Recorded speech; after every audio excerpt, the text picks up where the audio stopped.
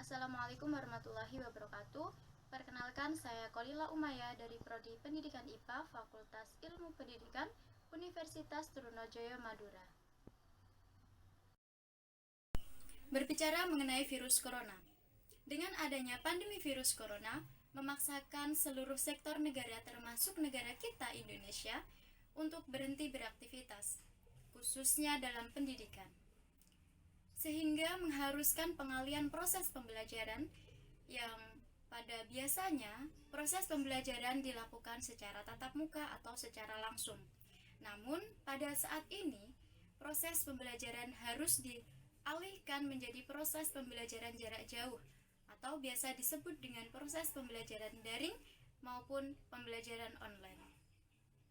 Pembelajaran secara daring tidak perlu pusing, karena sekarang sudah banyak sekali aplikasi yang dapat digunakan sebagai tempat untuk proses pembelajaran secara daring.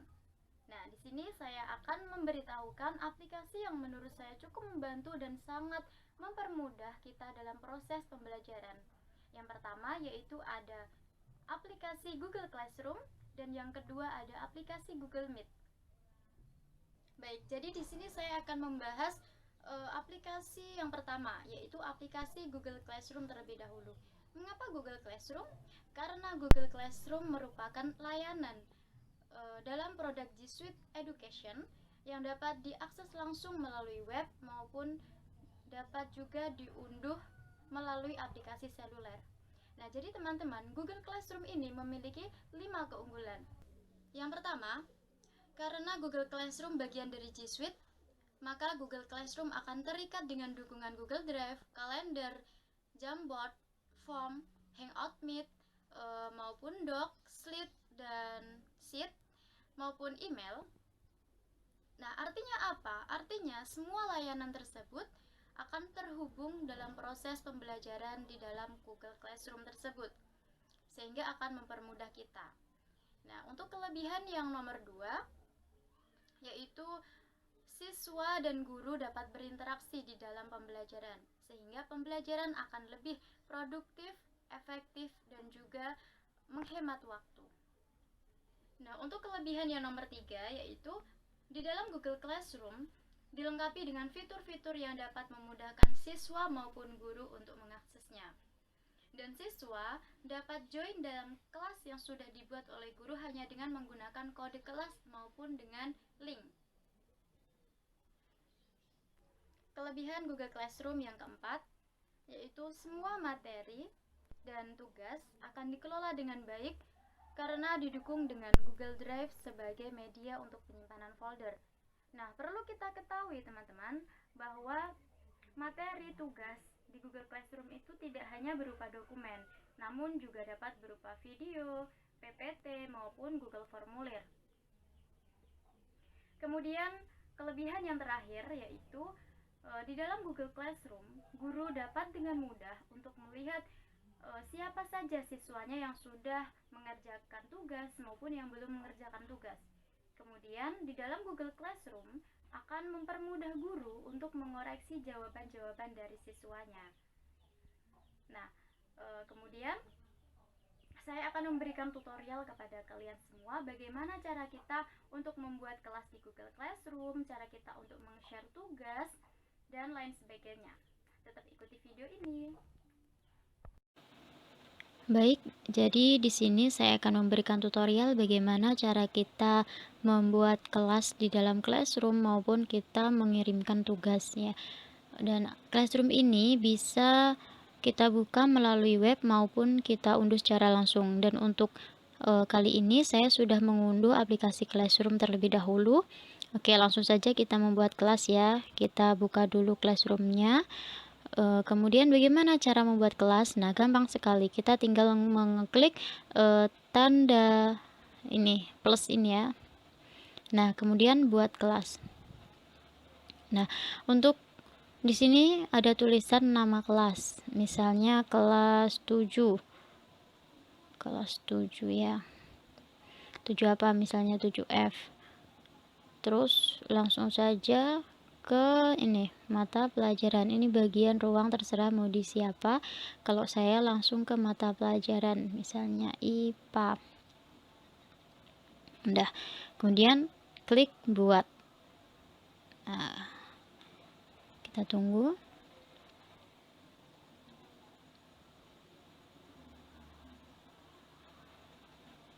Nah, jika sudah muncul seperti ini pertanda bahwa kelas yang kita buat sudah jadi. Nah, kemudian bagaimana cara siswa dapat masuk ke dalam kelas yang sudah kita buat? Caranya gampang sekali, kita pilih pengaturan, kemudian akan muncul seperti ini.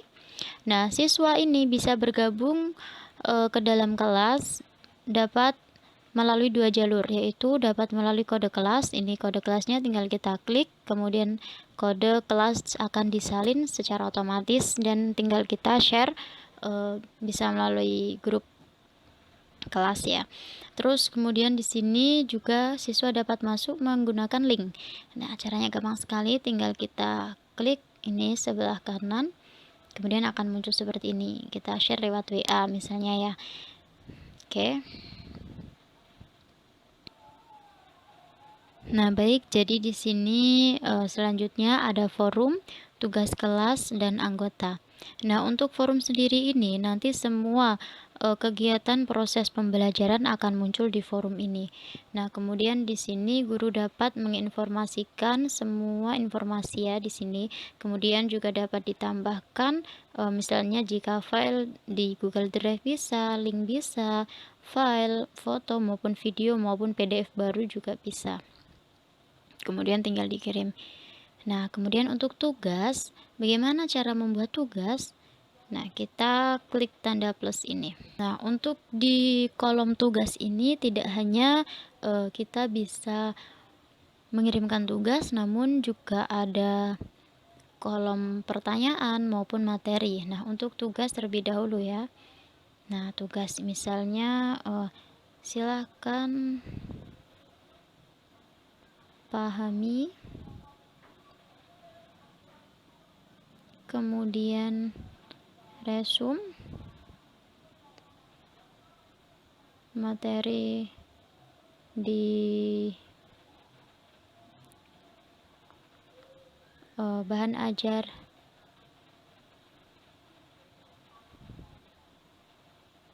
yang ibu kirim misalnya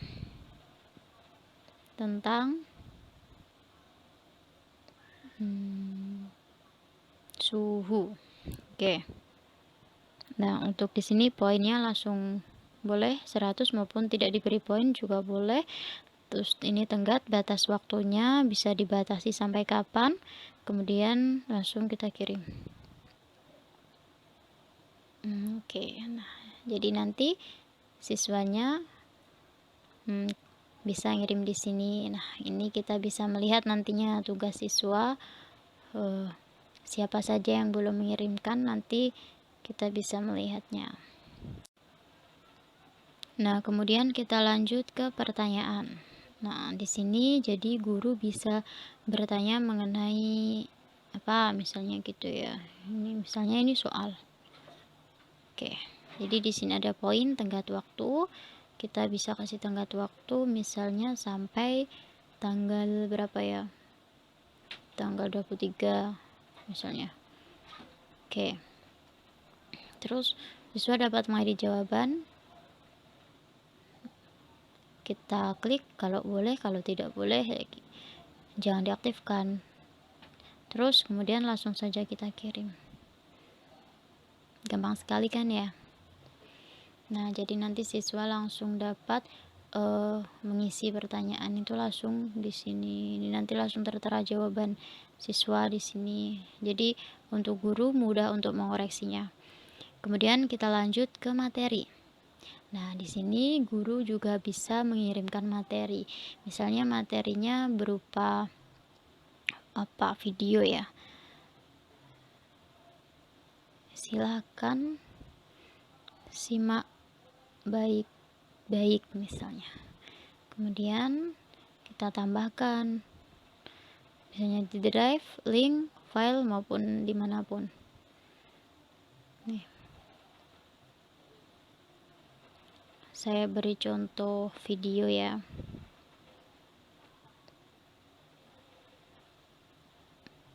Oke. Nah, baik, jadi teman-teman, jika sudah seperti ini, kemudian langsung kita kirimkan saja. Nah, sudah deh, ini di sini materi. Nah, jadi nanti siswa bisa menonton videonya. Kemudian di sini ada pertanyaan jika guru ingin bertanya atau pretest, post-test bisa di situ. Kemudian ini tugasnya bisa dikumpulkan dan kita bisa langsung mengoreksinya. Oke. Nah, baik teman-teman, selanjutnya kita lanjutkan untuk aplikasi yang nomor 2, yaitu aplikasi Google Meet. Nah, Google Meet ini digunakan sebagai layanan pertemuan secara virtual. Nah, apabila ada guru yang ingin melakukan evaluasi secara langsung kepada siswanya, yaitu dengan cara wawancara secara langsung, maka dapat menggunakan Google Meet tersebut. Nah, untuk lebih jelasnya, maka saya akan memberikan tutorial bagaimana cara penggunaan Google Meet tersebut. Silahkan menyaksikan. Nah, baik, jadi teman-teman, langsung saja ketika kita ingin membuat kelas di dalam Google Meet, maka langkah yang pertama kita lakukan yaitu kita harus mengunduh Google Meet terlebih dahulu. Nah, setelah itu kita langsung saja buka Google Meet-nya. Nah, kemudian ketika muncul seperti ini, maka langsung saja kita klik New Meeting. Lalu tunggu akan muncul seperti ini. Nah, kemudian langsung saja kita klik share. Nah, misalnya nih, kita sebagai guru membuat kelas, maka kita akan meng-share link tersebut kepada ketua kelas. Misalnya ya, kepada ketua kelas. Oke.